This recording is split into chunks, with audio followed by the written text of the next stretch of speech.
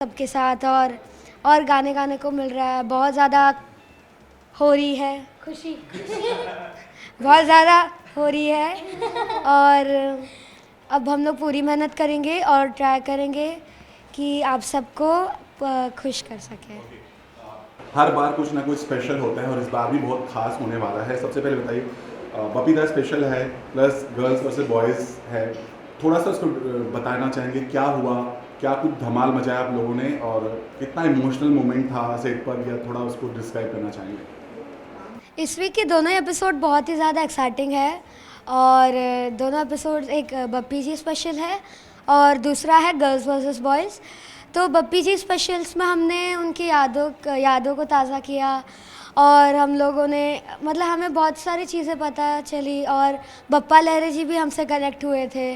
उन्होंने भी बताया कि वो सॉन्ग्स कैसे रिकॉर्ड करते थे, तो बहुत ही अच्छा एक्सपीरियंस था। और एक उनका हमेशा रहता था कि वो जब भी किसी भी रियलिटी शो आते थे बप्पी लहरी सर, तो वो जिनको उनका बेस्ट लगता था उनको एक गोल्ड का चेन देते थे।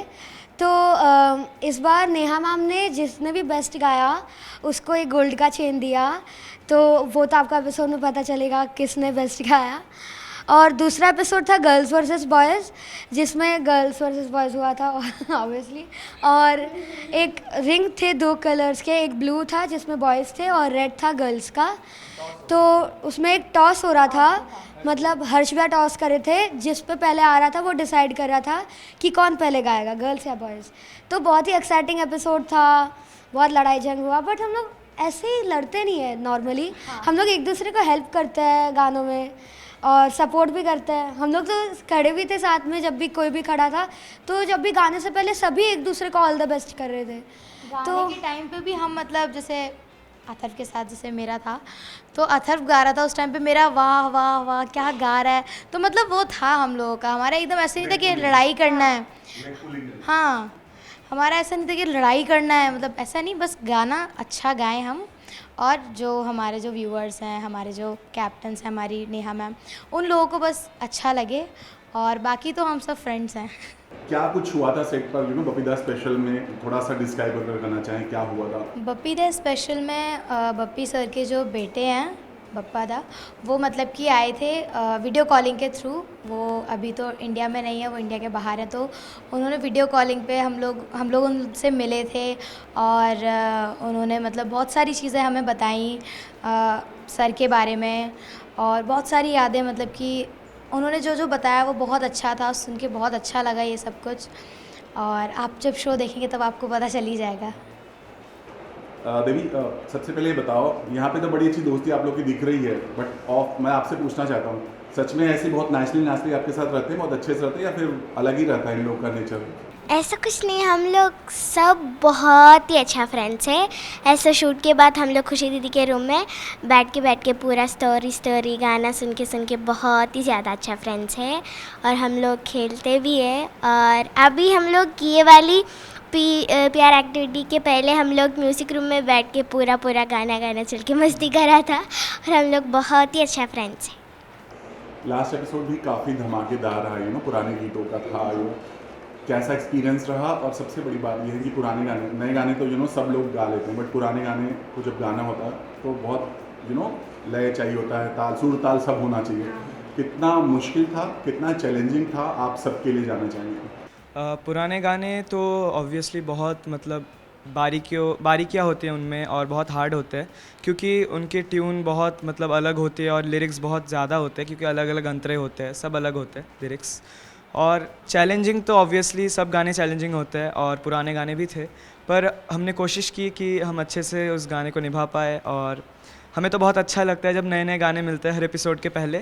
जब हमारा शूट चल रहा होता है तो हम गाना कुछ और गा रहे हैं, पर हमें दिमाग में वो रहता है कि इसके बाद क्या गाना मिलेगा, तो एक एक्साइटमेंट भी होती है, और मज़ा भी आता है, टेंशन भी होती है थोड़ी बहुत। तो ऐसे सब मिला जुला के एकदम बहुत मज़ा आता है हमें।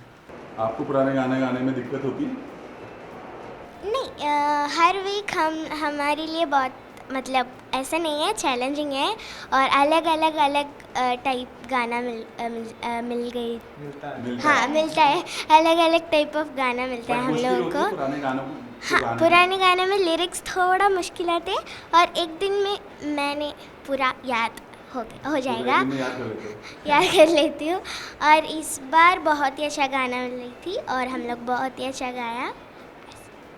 खुशी, आप क्या कहना चाहिए? जैसे बोला आपने भी बोला अभी कुछ देर पहले कि बहुत टोन भी चेंज रहता है, या बहुत सारा क्या कहते हैं ठहराव होता है, आप म्यूज़िक में छुपा नहीं सकते हैं ना, तो कितना चैलेंजिंग था आपके लिए? पुराने गानों में क्या होता है, पुराने गानों में ना बहुत ठहराव चाहिए उन गानों को गाने के लिए, और उनका सुर जो पुराने गानों का होता है, उनकी छोटी छोटी वो मुर्खियाँ जो बारीक, जो एकदम बिल्कुल जो लगती हैं, और उनकी लय। एक होता है कि बोलते हैं मतलब जैसे कि जो सिंपल गाना जो होता है वो बहुत डिफ़िकल्ट होता है, क्योंकि सिंपल गाने को हम कोशिश करते हैं कि हम उस गाने को हम वैसे हम निभा पाएँ, क्योंकि जो हरकत वाला है वो तो ये होता है कि हरकत हम प्रैक्टिस करेंगे तो वो लग जाएगा। बट सीधे गानों का क्या होता है, हमने अगर सीधे गानों में वो लाइन अगर वो सीधी है, हमने उसमें कुछ भी मुर्खी लगाई, तो वो उसका वो मज़ा चला जाएगा, उसका जो फ़ील होता है, उसका जो टेक्सचर होता है, वो मतलब कि वो ख़त्म हो जाएगा अगर हम उसमें हरकत लगा देंगे तो जैसे पुराने गाने जो मेरे को जो मिले थे वो बहुत सॉफ्टली थे। जैसे मेरे को एक वक्त ने किया मिला था, और ना जाओ सैयां मिला। तो जो ना जाओ सैयां जो सॉन्ग था, उसमें इतने नखरे थे उस गाने के अंदर, उसमें हर लाइन में उसमें नखरा था, विदाउट एनी हरकत, और बस उसके फ़ील के साथ उसका नखरा था उस गाने में।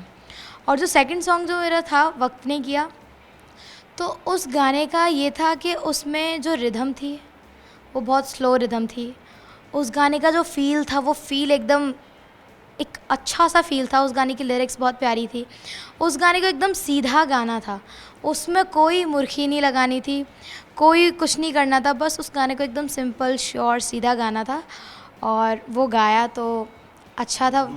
हाँ, वो गाना मतलब गा के हमें बहुत ज़्यादा अच्छा लगा, और हमें समझ भी आया कि जो पुराने गाने जो होते हैं उनको भी गाना चाहिए।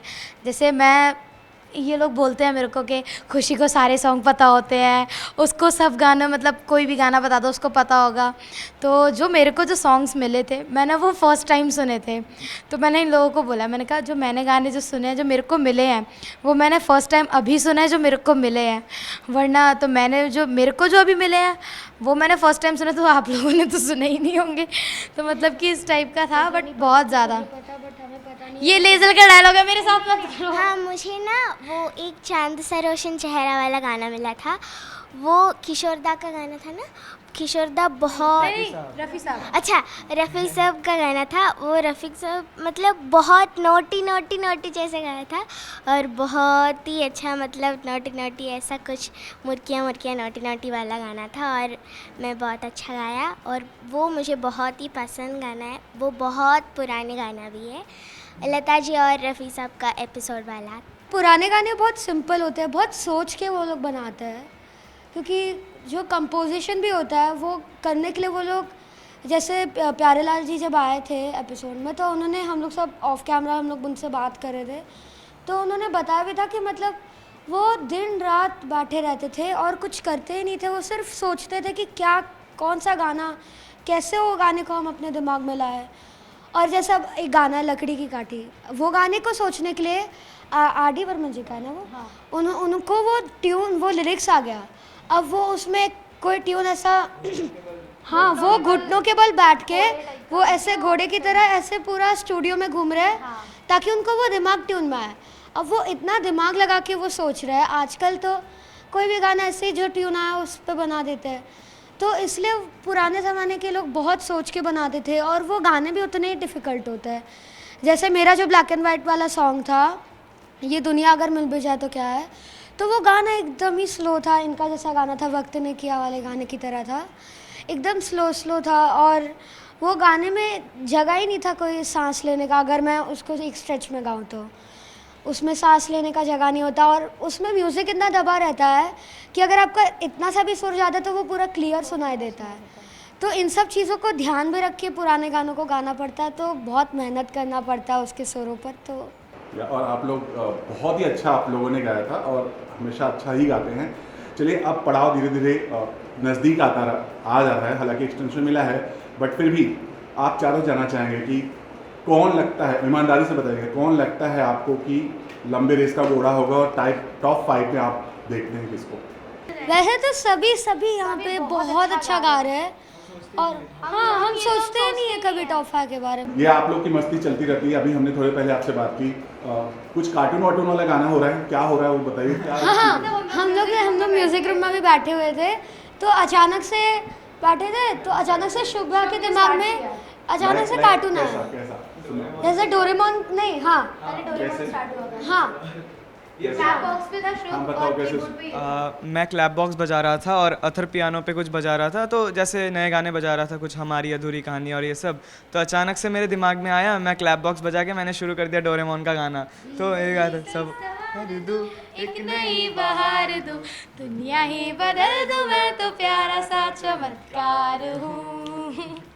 फिर उसके बाद शिनचान गाया था, हाँ, उसके बाद एकदम ही शिनचान। मेडली बन गया था। फिर उसके बाद में मोटू पतलू गाया, फिर छोटा भीम, मतलब चलिए, ये जो फेज चल रहा है आपकी लाइफ का, आपके लिए भी इंस्पायरिंग है, और जो आपको देख रहे हैं वो भी आपसे इंस्पायर हो रहे हैं। सबसे पहले बताइए कि आपने खुद में कितना चेंज देखा है यहाँ आने के बाद, कितना बदलाव अब आप आ गया है, कितना कॉन्फिडेंस अब आ गया है आप चारों में?